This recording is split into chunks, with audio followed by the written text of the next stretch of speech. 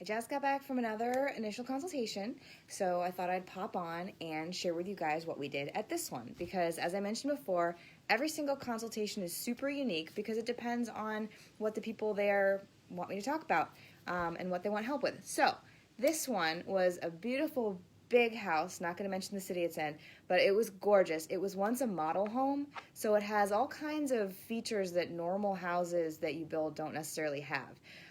The one that struck me the most was there are more sconces in this house than I have ever seen in any house in my life, and I probably will ever see. There were like at least 2 sconces in every single room.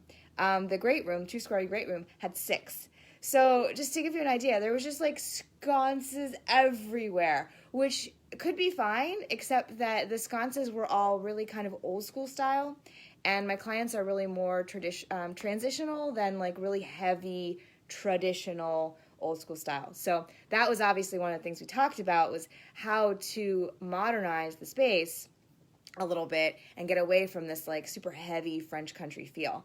But we started off, we talked about what kind of different metal finishes they like, because there's a lot of gold throughout the house. There's a lot of that shiny brass, which is actually kind of surprising because the house was built in 2004. So you really wouldn't expect to have the shiny brass hardware everywhere.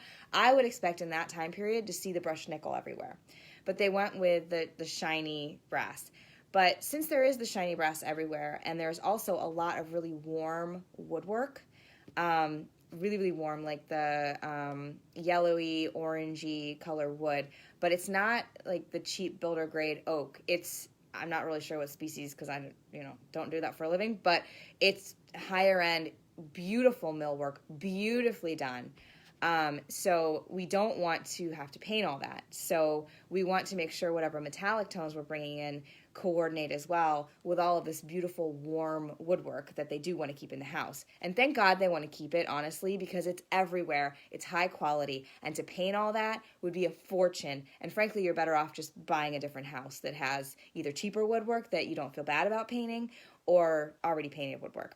So anyway, going back to the metallic finish, using polished nickel with really warm wood can sometimes cause a little bit of an issue, because it's like this really warm wood with this really cool nickel. So instead of going nickel, I recommended that they kind of take it a step warmer to black, which, believe it or not, black in and of itself is warmer than nickel. So you get the matte black instead of the polished nickel or matte nickel, whatever.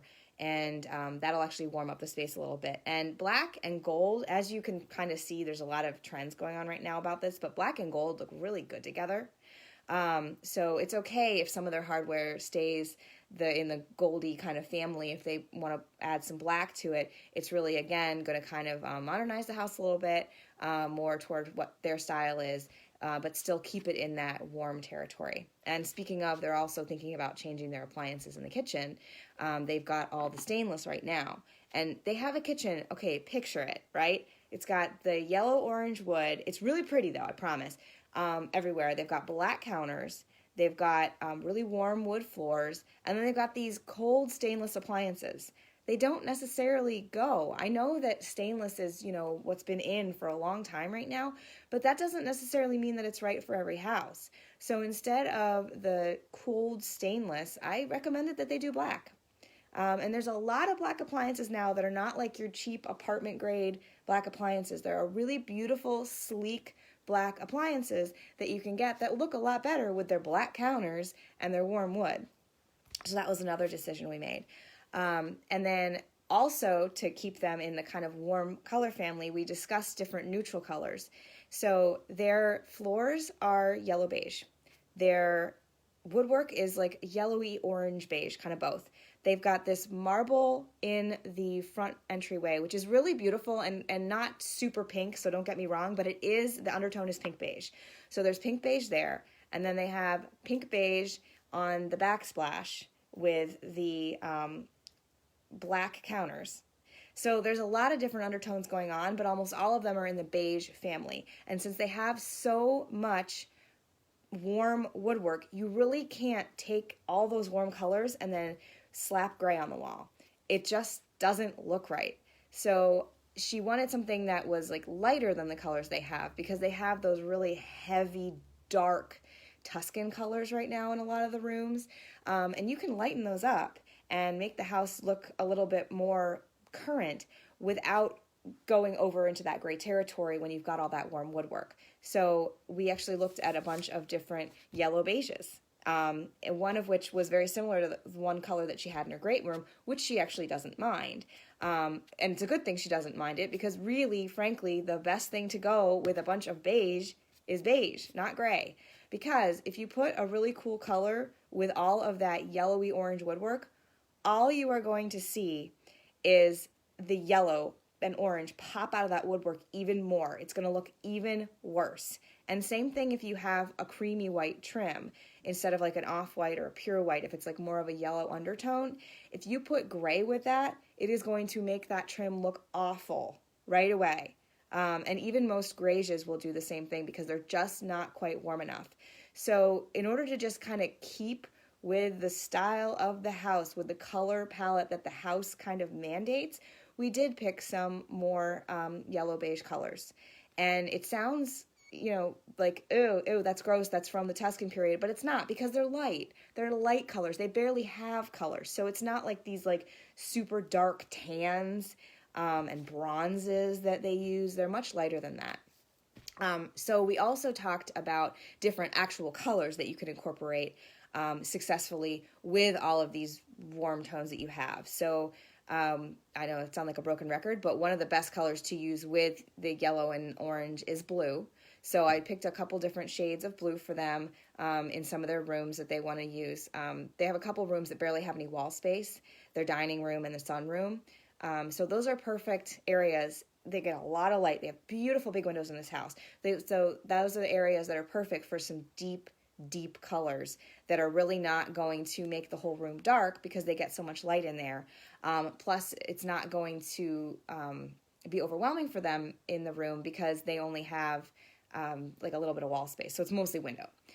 So that kind of creates a contrast. So we went with Sherwin-Williams in the navy, which is a really beautiful navy, but it's not quite as dark as navel, which navel is gorgeous. And I think it was the color of the year last year, and I do like to use it, but it's very dark. So if you don't want something that can almost appear black in some lights, especially if there's not a lot of light, then I'd go a step up and do navel. It's a little bit brighter.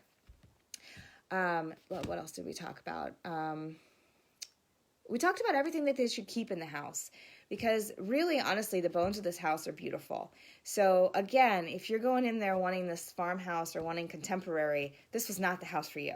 It's just, don't buy a house like that. I guess that's my number one advice when you're trying to look for a house. If you have to change every single fixed element in that house to make it your style, choose a different house. There are other houses out there. I know the market can be tight right now, but really, I mean, you're going to spend hundreds of thousands of dollars trying to get this house to look the way you want, when in reality, it's just not the right house for you. So they have beautiful finishes everywhere. They've got great flooring. They've got great carpet. It's actually in really good shape. It's a off-white color. Why change it? They have really nice marble in their master bath. It's kind of like a light off-white with a little bit of tan running through it. Why change it?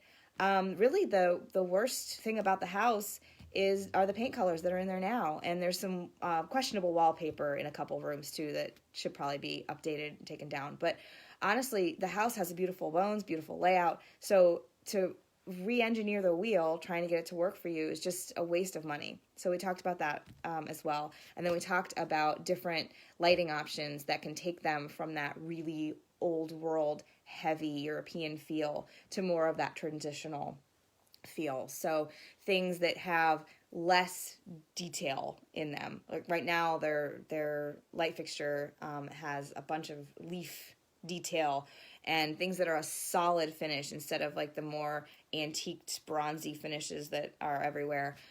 Solid black is a better choice, or like a very dark gunmetal, like really, really dark, but the richer dark silver color, like a gray, very dark gray color, or even antique brass, but something that's solid instead of having all that crazy antique-y finish on it.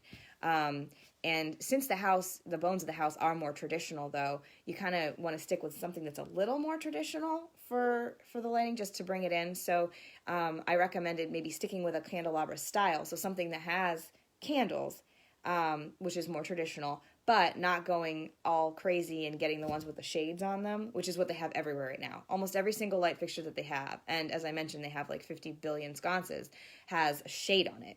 And you don't need all those shades everywhere, especially not on your chandeliers. You just pop the shades off, honestly, and see if that works better for you. But we talked about just getting something with a little bit sleeker line, but a little bit of crystal maybe, or at least a little bit of glass, just to kind of keep it a little bit elevated in style, since the rooms are a little more formal than some houses. Let's see, what did we talk about? Oh, this house also has a plethora of those lovely cutouts, the niches that are in the walls for no reason whatsoever. They're in weird spots and they make no sense, and they're not adding a thing to it because they have beautiful baseboards, beautiful crown, beautiful woodwork everywhere on the walls. I mean, this house has got absolutely beautiful millwork, and then they added these little niches that are just like bleh, everywhere. They look dumb. They're not serving a purpose. They take up wall space. You have to find exactly the right thing to fit into them. Drywall over them. Take out the woodwork that's around it. It's a tiny little bit. It's not a big deal. Drywall over them. Get rid of them. Make it into a regular wall. You don't need 50,000 niches in every single room in the house. Every once in a while, they can come in handy. There is a niche that they have in their great room that we're going to change into built-ins. So for that, that's great that they already have that space that we can then utilize for built-ins. But there's one in the hallway that right now has a sconce in it, and this thing is only like 3 feet high. It's not even that tall, maybe 4. But it's got a sconce in it, and it's got sponge painted different color in it to like accent it. I mean, it's over the top, has no purpose whatsoever. Just get rid of it. Then you can just put a piece of art on it, any size you want that fits the wall, and you're better off from there. It made no sense. So let's see. Yeah, and we just talked about like minor updates in their master bath. Their faucets, I guess their faucets are everywhere. They're very, very contemporary. And they're not a style I've ever seen before, so I don't know if they're like some crazy high-end European thing, but they look kind of ridiculous with all of the traditional elements everywhere else in the house. They're more of a nickel color where everything else is gold. And they just don't flow with the rest of the house at all. You know I love mixing styles. I really do. But when you have so many bones that are so traditional, and then you put on this contemporary faucet when nothing else in the room is contemporary, it doesn't work. If you want to have some contemporary elements in your room, you need more than one to really make it work. You at least need 2. Just to look like it's purposeful and not like you found this on sale and put it in the room.